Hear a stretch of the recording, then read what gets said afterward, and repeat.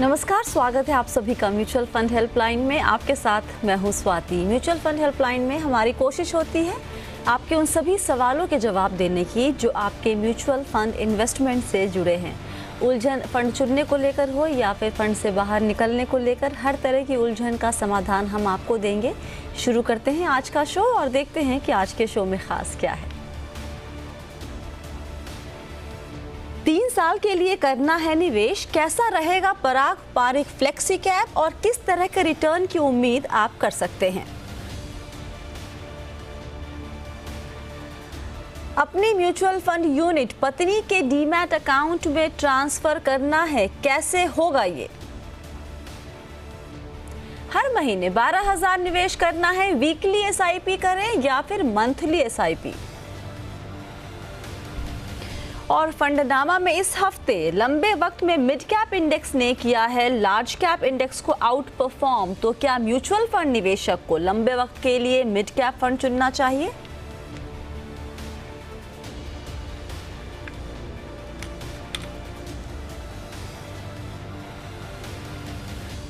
और आज आपके सवालों के जवाब देने के लिए हमारे साथ हैं सर्टिफाइड फाइनेंशियल प्लानर कीर्तन शाह। कीर्तन, बहुत स्वागत है आपका जी बिजनेस पर। कैसे हैं आप?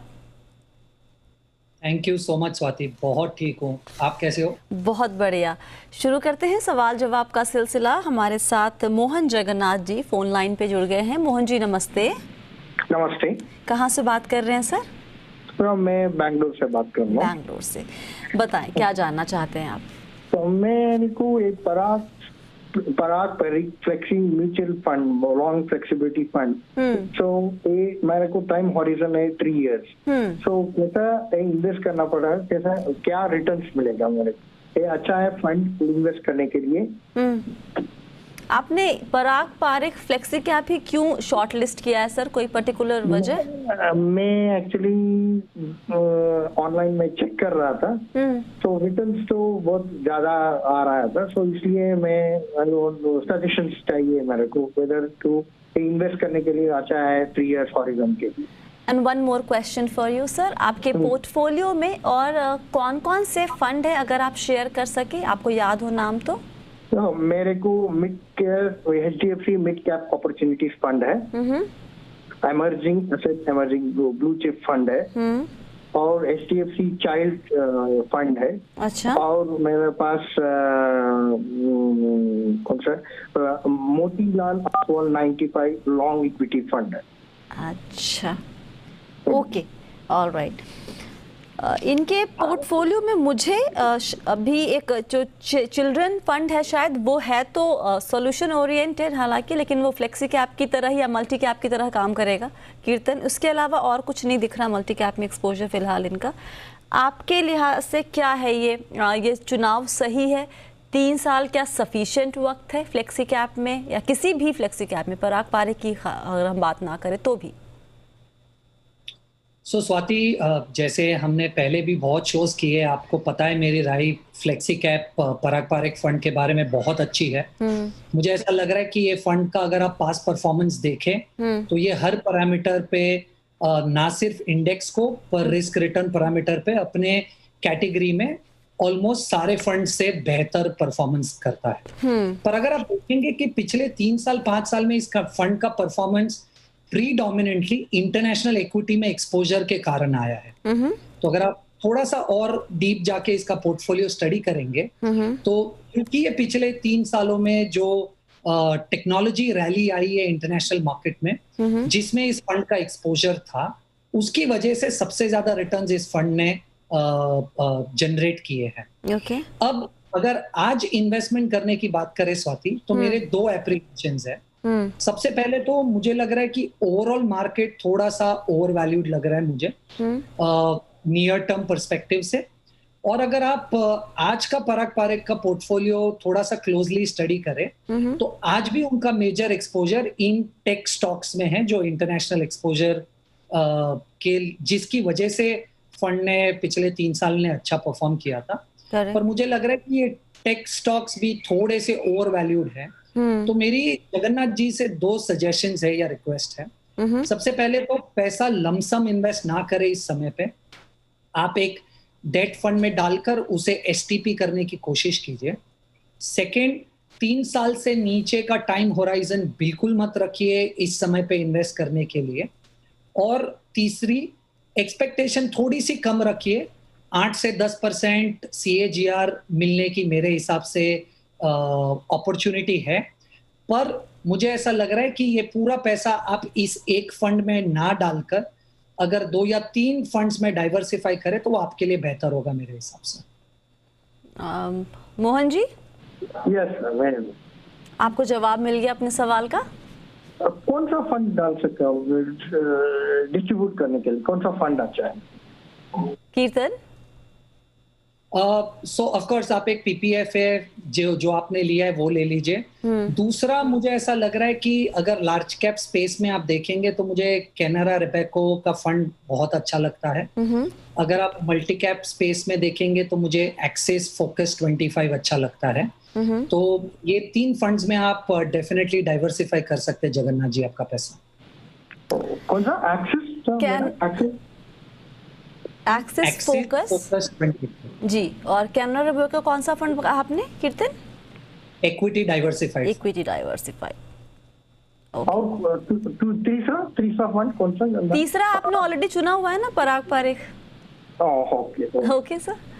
तो मैं तो एक डाउट आया था, कोई बोल रहा था, मेरे को मालूम नहीं, आई एम जस्ट मेरे को ये पराग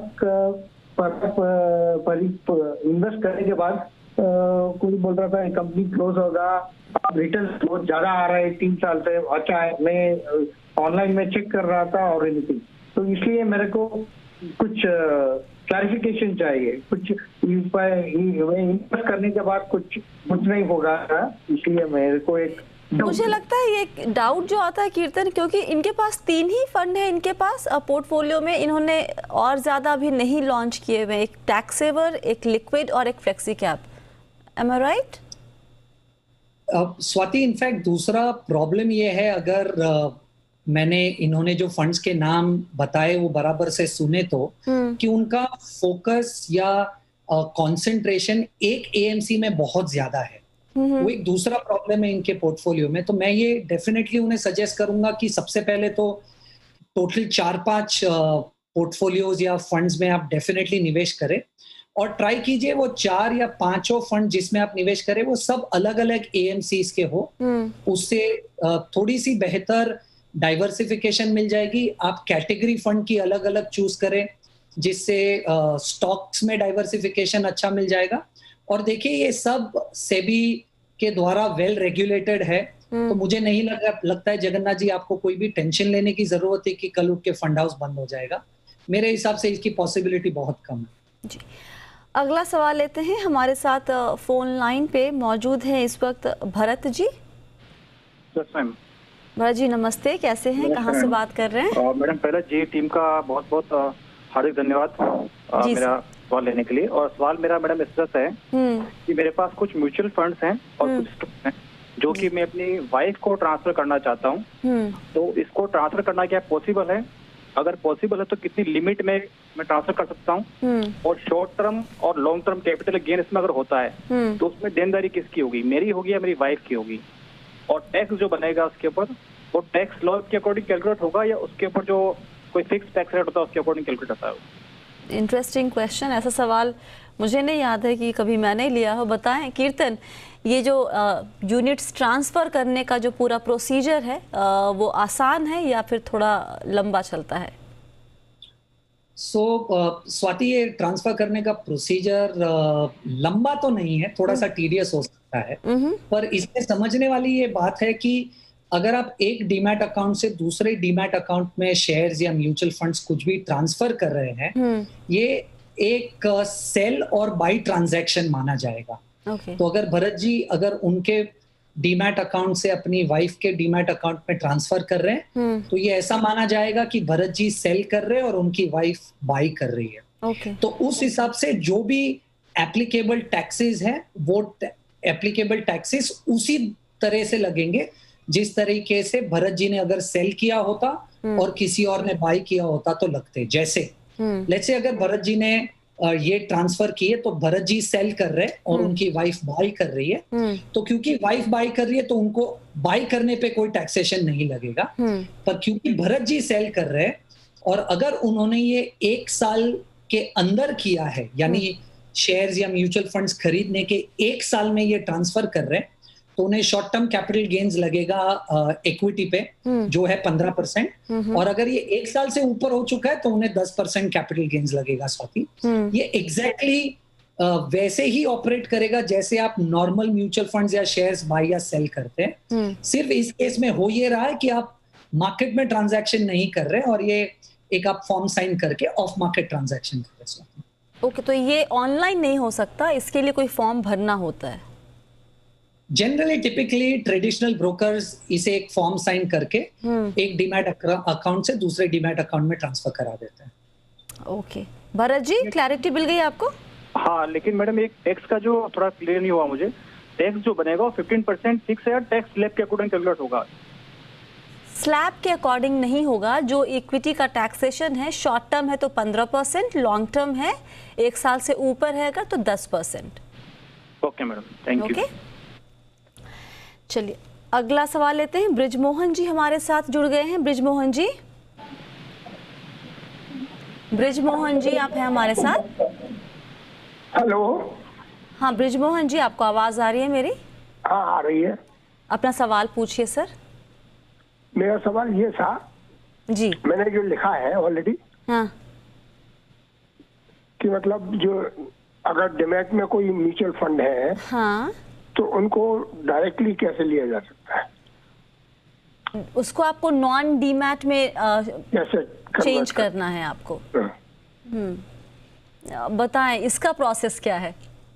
स्वाति, इसका प्रोसेस एग्जैक्टली सिमिलर है। अगर आपके पास फिजिकल म्यूचुअल फंड्स है, उसको अगर आपको डीमैट में कन्वर्ट करना है, वो जो प्रोसेस है वही सेम प्रोसेस है जब आपको डीमैट से फिजिकल में आना है जी। तो आपको आपके डिपॉजिटरी पार्टिसिपेंट जो भी होगा आपका डीपी, उसके पास जाकर एक डीआरएफ फॉर्म साइन करना पड़ेगा जिसे कहते हैं डीमटेरियलाइजेशन रिक्वेस्ट फॉर्म।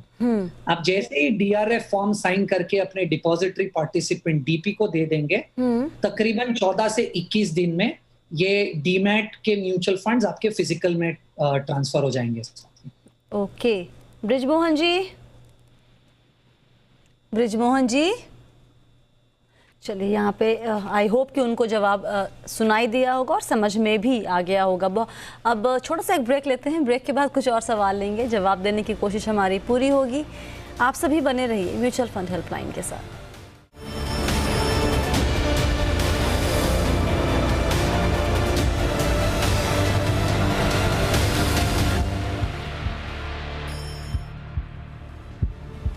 एक बार फिर से आप सभी का स्वागत है म्यूचुअल फंड हेल्पलाइन शो में। आज आपके सवालों के जवाब दे रहे हैं सर्टिफाइड फाइनेंशियल प्लानर कीर्तन शाह। अगला सवाल लेते हैं अनिकेत जी का। ईमेल के ज़रिए सवाल भेजा इन्होंने। 3 साल से निवेश कर रहे हैं एसआईपी के ज़रिए म्यूचुअल फंड में। Aim is to create wealth. Emergency fund already उन्होंने बना के रखा हुआ है। सवाल ये है कि 12,000 हर महीने निवेश करना और चाहते हैं, लेकिन थोड़े उलझन में है कि ये वीकली एसआईपी ले या फिर मंथली एसआईपी। जो फंड सेलेक्ट किया है वो है पराग पारिक फ्लेक्सी कैप और यूटीआई इंडेक्स फंड। 2 सवाल यहाँ पे, एक सवाल मेरी तरफ से भी, क्या 12,000 2 फंड में बांटना ठीक होगा या फिर थोड़े से और ऐड करें? और वीकली और एसआईपी तो इनका सवाल था, वीकली और मंथली एसआईपी पे आपकी राय कीर्तन। स्वाति, हमारे एंड पे एक बहुत सिंपल सा कॉन्सेप्ट हम फॉलो करते हैं कि इन्वेस्टर को 10,000 इन्वेस्ट करना हो या 10 लाख इन्वेस्ट करना हो, 4 या 5 फंड्स अगर आपके पोर्टफोलियो में है, अलग अलग एएमसीज के और अलग अलग कैटेगरी के, तो आप अच्छी तरीके से मार्केट में डाइवर्सिफाई हो जाएंगे। ये हमारा मानना है और यही एक सिंपल फिलॉसफी हम खुद भी प्रैक्टिस करते हैं। तो आपके क्वेश्चन के आंसर के लिए मुझे ऐसा लग रहा है कि अगर 12,000 है तो डेफिनेटली इन्वेस्टर उसे 4 फंड्स में 3-3 हजार करके अनिकेत जी डेफिनेटली उसे डाइवर्सिफाई कर सकते हैं। पर उन्होंने जो 2 स्कीम्स चुनी है वो दोनों स्कीम्स अच्छी है मेरे हिसाब से, और उन्हें डेफिनेटली उन दोनों स्कीम्स में कंटिन्यू करना चाहिए। और स्वाति, हमने ये बहुत रिसर्च पास्ट में भी की हुई थी कि क्या 5 तारीख को, 10 तारीख को, 15, 20, 25 ऐसे किसी भी डेट पे पैसा डालने से क्या लंबे समय पे इन्वेस्टर को कुछ ज्यादा या कुछ बेनिफिट होता है। और स्वाति, बहुत सारी मेहनत के बाद हम ये कंक्लूजन पे आए थे कि टिपिकली अगर आपका इन्वेस्टमेंट का नजरिया लंबा है तो ज्यादा कोई फर्क नहीं पड़ता अगर आप डेट 5 ले या 15 ले या 25 ले। तो उसी कॉन्टेक्स्ट में मुझे ऐसा लग रहा है कि अगर आपका इन्वेस्टमेंट होराइजन छोटा है, राइट, और मार्केट वॉलेटाइल है जैसे आज है मार्केट, तो आप वीकली एसआईपी करें तो अच्छा होगा, क्योंकि आप मार्केट क्योंकि रोज ऊपर नीचे जा रहा है, आप इस वॉलेटिलिटी को ज्यादा अच्छी तरीके से कैप्चर कर पाएंगे। पर अगर आपका इन्वेस्टमेंट होराइजन लंबा है तो मुझे लगता है कि कोई फर्क नहीं पड़ेगा अगर आप वीकली करें या मंथली करें। Over a period of time, जितना लंबा समय है, over a period of time ये एवरेज आउट हो जाता है, जो आइडियल बेनिफिट है एक एसआईपी का।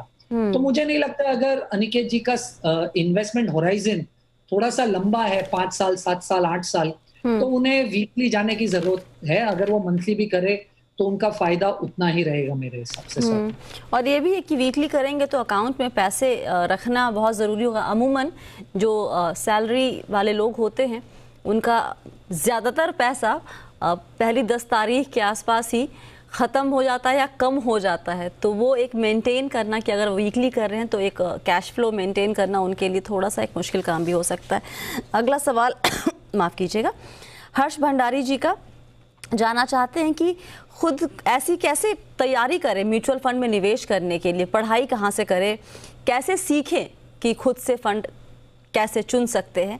साथ ही एक सवाल ये भी है कि जो एडवाइज़र है अगर उन्होंने उसके ज़रिए निवेश किया था कभी, और जो अगर बाद में ये डायरेक्टली करते हैं खुद से निवेश, तो क्या कमीशन तब भी उसको मिलेगा एडवाइज़र को? या जो मुझे समझ में आ रहा है इनके सवाल से, हो सकता है कि सवाल कुछ और हो, लेकिन जो मुझे समझ में आ रहा है यही है कि अगर उन्होंने एडवाइज़र के ज़रिए निवेश शुरू किया है और बाद में उसका चार्ज वो खुद अपने हाथ में ले लेते हैं, तो क्या कमीशन कंटिन्यू जाता रहेगा एडवाइज़र के पास?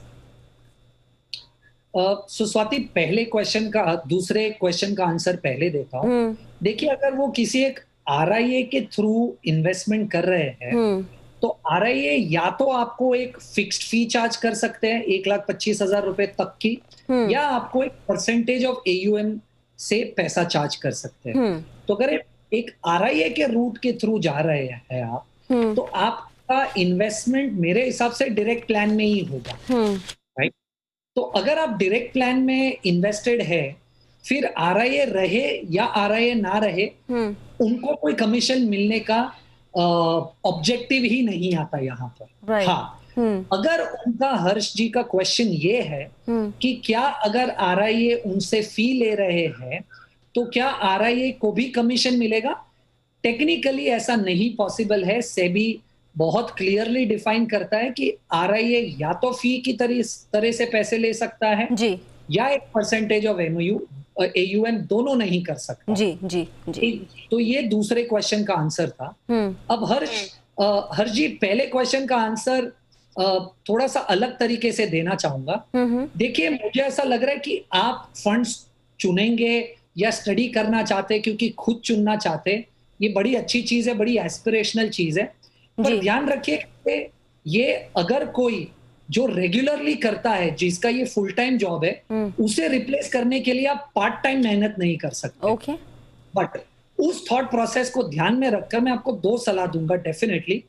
कभी भी एसेट एलोकेशन अपना मेंटेन कीजिएगा और उसे मार्केट को टाइम करने की कोशिश ना कीजिए। और दूसरा, अगर आपको सीखना है फंड्स कैसे चूज करें, मेरे हिसाब से फंड चूज करने के लिए फंड की बाइबल है उसकी फैक्ट शीट जी। अगर आपको फैक्ट शीट पढ़ना आ जाएगा तो आपको फंड चूज करना आ जाएगा। अब फैक्ट शीट पढ़ना आप कैसे सीखें? आप कोई भी फैक्ट शीट उठा लीजिए, उसके एंड में फैक्ट शीट में लिखे हुए वर्ड्स के मतलब क्या है वो आपको बताते हैं। तो आई थिंक इसके ऊपर कीर्तन हमें एक अलग से शो करना चाहिए, आधा घंटा। इसमें आई थिंक 1 मिनट या 2 मिनट में हम फैक्ट शीट पढ़ना शायद ना समझा सकें, क्या क्या चीज़ें देखनी है। तो हम इस पर एक सेपरेट शो करके दर्शकों को बताएंगे। सवाल जवाब का सिलसिला यहाँ ख़त्म करते हैं, क्विकली चलते हैं हमारे खास सेगमेंट फंडनामा की तरफ।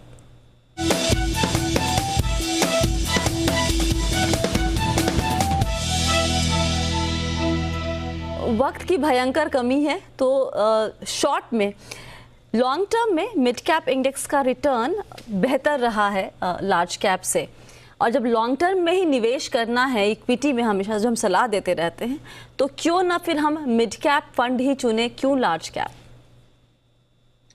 स्वाति, मुझे ऐसा लग रहा है कि इक्विटी लंबे समय में अच्छा रिटर्न देती है, तो हर किसी को पता है जी। पर फिर भी हम हर कोई अपना पूरा पैसा इक्विटी में नहीं डाल देते, क्योंकि हमें समझना कि रिस्क कितना है वर्सेस एक्सपीरियंस करना, दोनों में बहुत अंतर है। इसीलिए एसेट एलोकेशन मेंटेन करना चाहिए रिस्क प्रोफाइल के हिसाब से। और सबसे इंपॉर्टेंट चीज ये है, अगर मैंने जो टेबल शेयर किया है वो आप देखें जी, तो लार्ज कैप और मिड कैप अगर आप 5 साल के अंतर में देखें तो लार्ज कैप ने 16.5% रिटर्न दिया है, मिड कैप ने 17.5% रिटर्न दिया है। पर वो 1% रिटर्न कमाने के लिए आप तकरीबन 3% का रिस्क ज्यादा ले रहे हैं। अगर आप स्टैंडर्ड डिविएशन देखें तो वो है 21.5 और मिड कैप का देखें तो वो है 24.5 के आजू बाजू। तो इसका सिंपल सा मतलब ये है कि 1% रिटर्न ज्यादा कमाने के लिए क्या आप 3% की वॉलेटिलिटी ज्यादा लेने के लिए तैयार है या नहीं? जी सॉरी, वक्त एक्चुअली बहुत कम है, तो टेक अवे ये है कि सिर्फ इसलिए क्योंकि रिटर्न ज़्यादा मिला है आप मिड कैप पे ज़्यादा फोकस ना करें, अपनी रिस्क लेने की क्षमता को समझिए और उसके हिसाब से आप निवेश करेंगे तो बेहतर होगा। इस पे भी हम डिटेल में चर्चा कर सकते हैं कभी बाद में, फ़िलहाल के लिए इतना ही। लेकिन बहुत बहुत शुक्रिया कीर्तन आज सभी सवालों के जवाब देने के लिए। और आपके सवाल आपको कहाँ भेजने हैं वो सब डिटेल्स आपकी स्क्रीन पर है। सवाल जब भी भेजते हैं तो नाम और नंबर ज़रूर लिखिए ताकि आपसे हम बात करके आपके सवाल को बेहतर तरीके से समझ सके। फिलहाल के लिए शो में इतना ही, बने रहिए जी बिज़नेस के साथ। नमस्कार।